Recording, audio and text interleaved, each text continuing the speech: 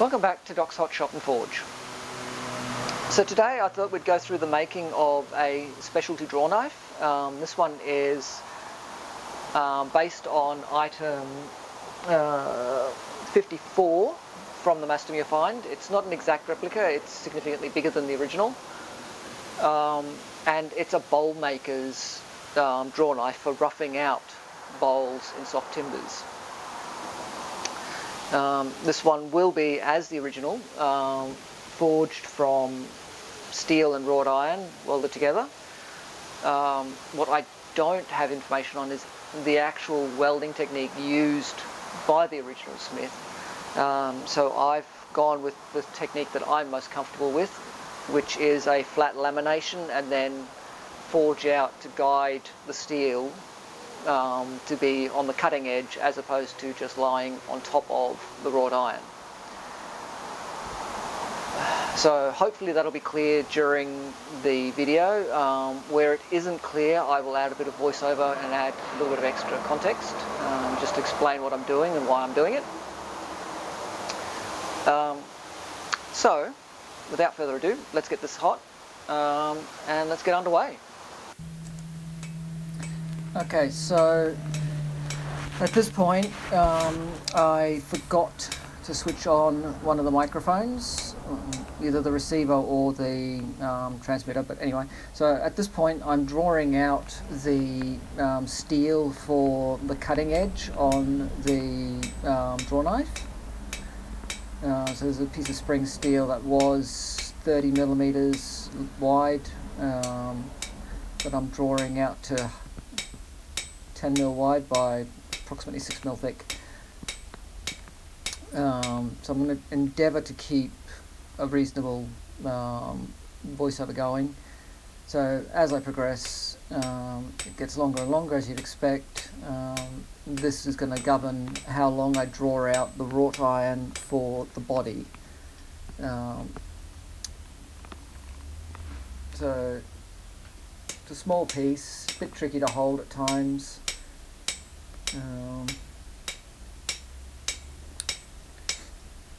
But moves well.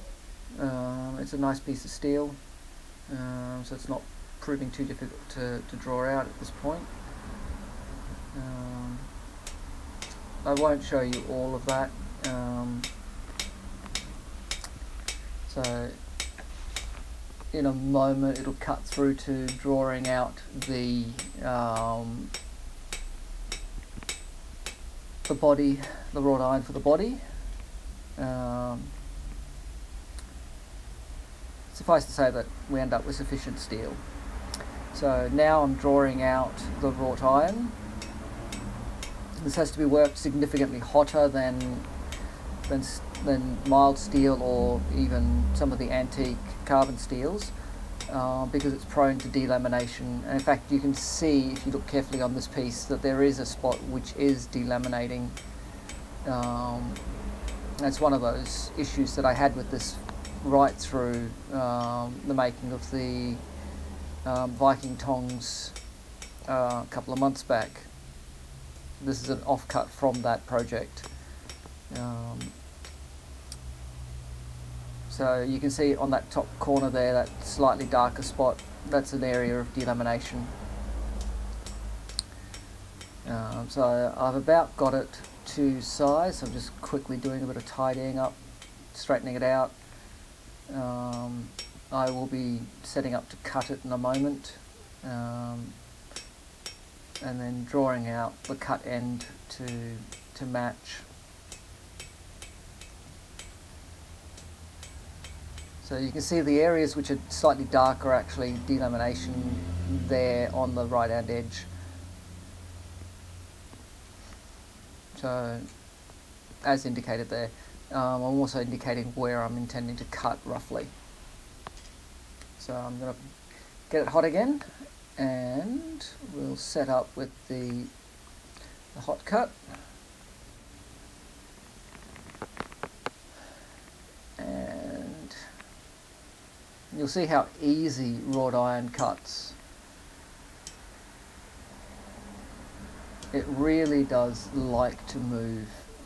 It's much easier to work than mild steel, even with its quirks.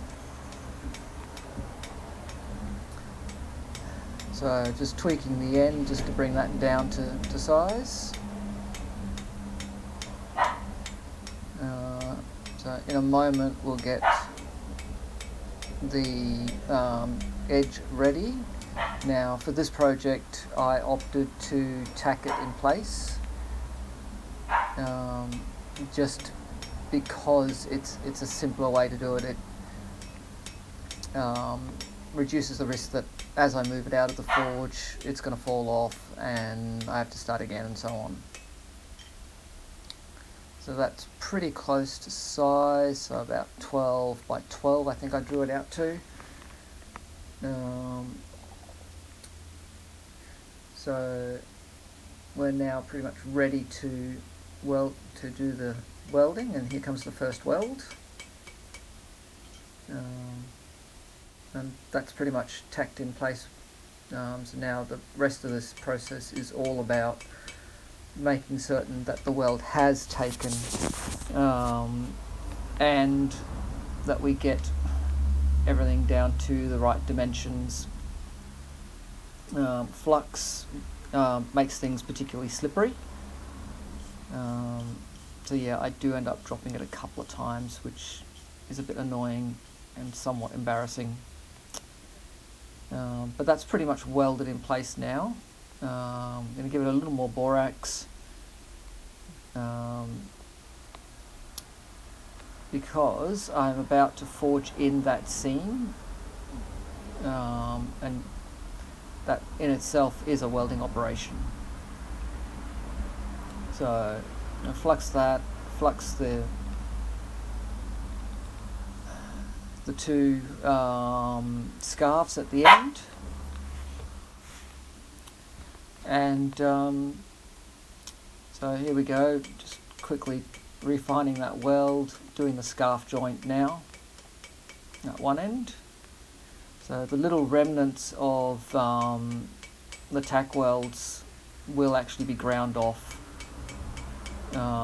during the grinding process when I establish the edge.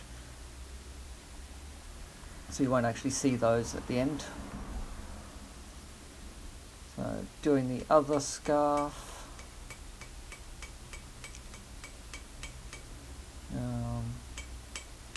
It's remarkable how easily these steels weld together. I really do enjoy forge welding onto wrought iron. It's beautiful to do. Works so well. And as you can see from those blows, that is quite a solid weld. There's no displacement. The side seam has essentially disappeared on one side. The other side has got a little bit more refining to do. Before I do that, and so I don't lose which side has the steel on it, I'm going to quickly do a couple of center punch marks down near the ends, which will actually be forged out when I draw the tangs out, and if it's put on a handle, will actually be lost inside the handle if anything remains. So I've given that a little more flux because I still have one edge to tidy up.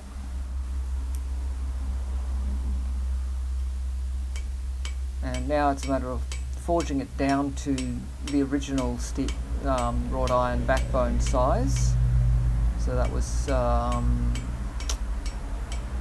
12 by 10, I believe. So I'm going to forge that down again. And that'll take a couple of heats, all done under welding heat, so it allows for further refining of that weld. Squeezing out just that last little bit of flux and scale that might be trapped in there. So you can see that end is getting down to size. So in a moment I'll flip it around and do the other end. There we go. And now doing that other end.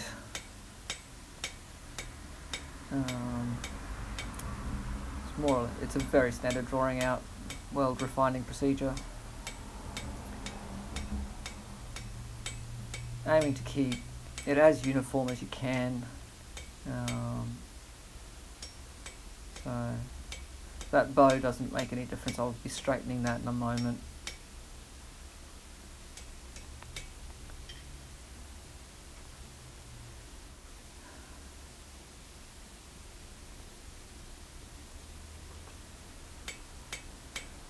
I was actually working on a subsidiary project at this time, so larger hammer for a larger chunk of steel, which is currently in the forge taking a heat.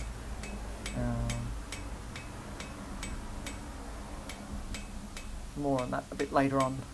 I don't know if you can see it, but every now and again you get the tiniest hint that there might be a seam there, but it's almost impossible to see, which is why it's so important to put in those center punch marks. So I'm going to give it a bit of a straighten now. The next step is to forge it on the diagonal, so that the steel, which is pointing up and to the left in that view now, ends up being squashed down into and inset into the wrought iron. So you've got wrought iron wrapping around it on at least two sides. This is because steel moves less than the wrought iron, so you need to set it up so that when you're setting up the bevel, you'll end up squishing a little bit of the steel towards that edge, so you've got hardenable steel at the leading edge from the get-go, so you don't have to grind back too much to find where your steel is. So I think at this point we're pretty much ready to start that process. So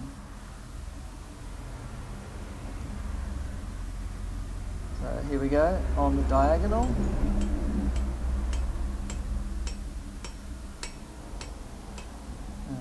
With the aim to squish down and forge in so that the steel is set in.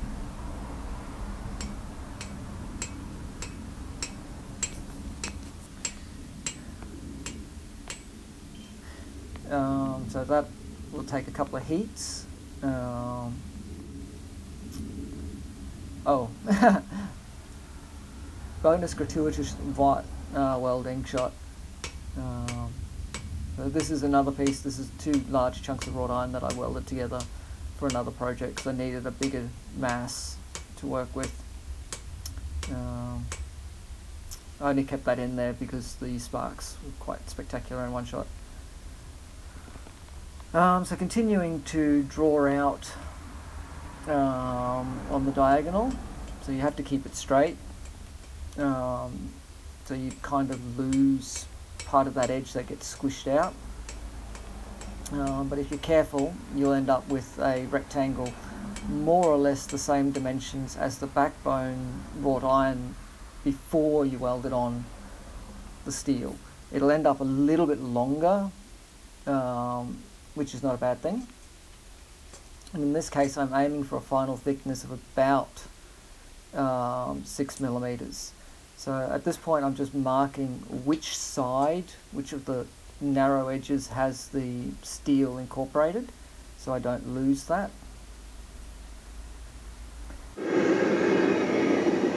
Alright, so the aim is to draw this out.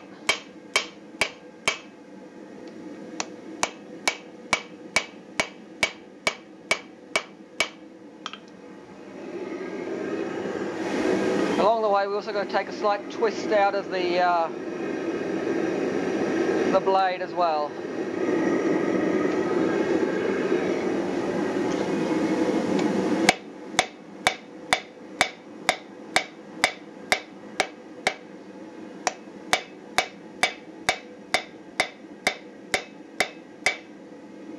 Not bad.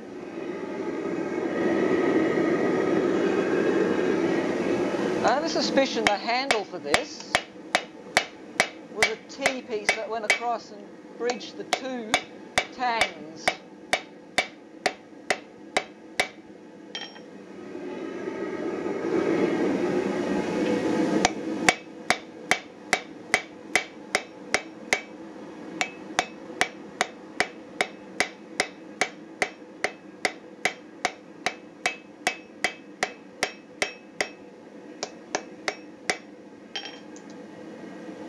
They're definitely there.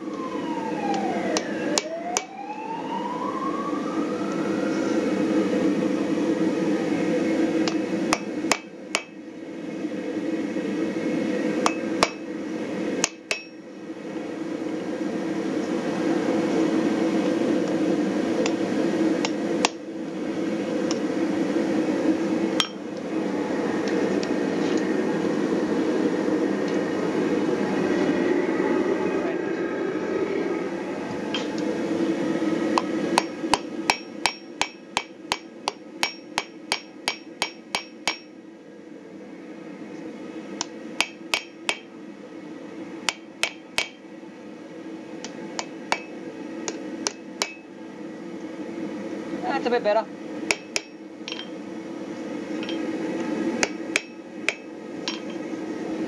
A bit more tang than we really need.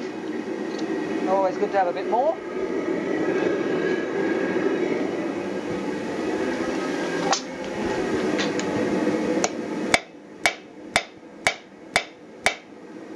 Bit cold.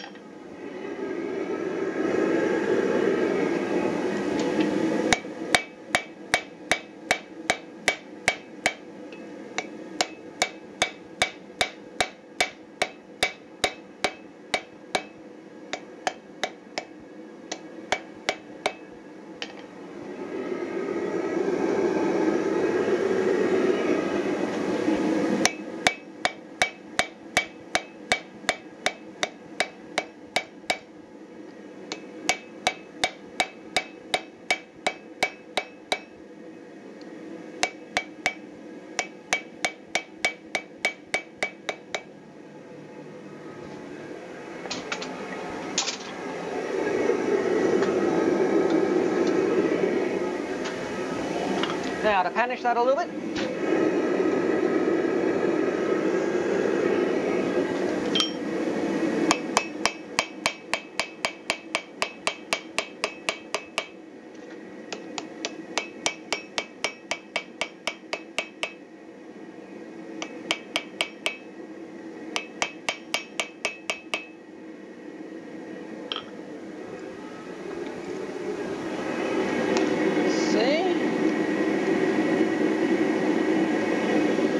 100. That is spot on. Now, just a little bit of straightening. And then we will normalise. And then grind it, and hopefully we'll still have the forge hot when we finish grinding it so we can bend it. Odds are we'll have to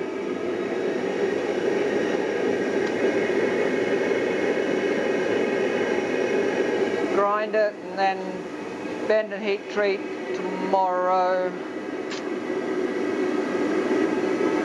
if we're not still working on the hammer. Alright, we'll see how we go.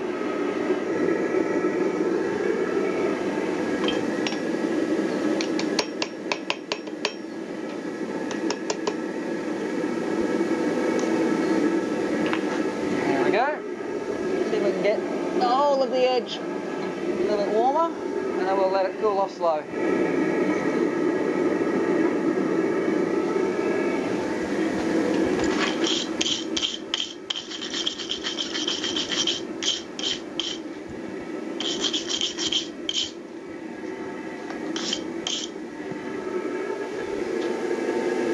So, at the end of the day, where does that leave us?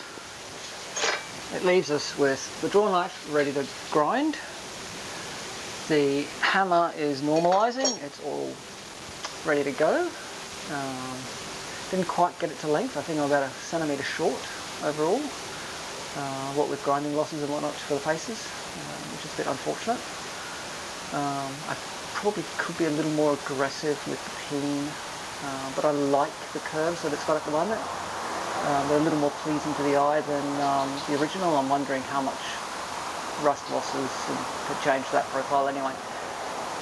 Be that as it may, it's probably going to be a little bit heavier than intended.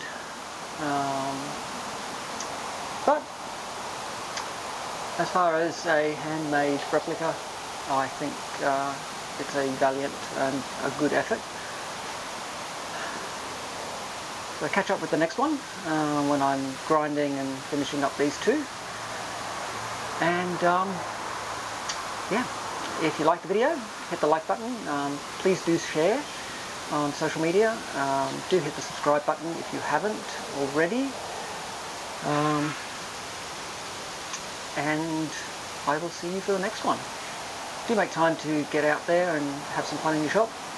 Stay safe. As always, catch you for the next one.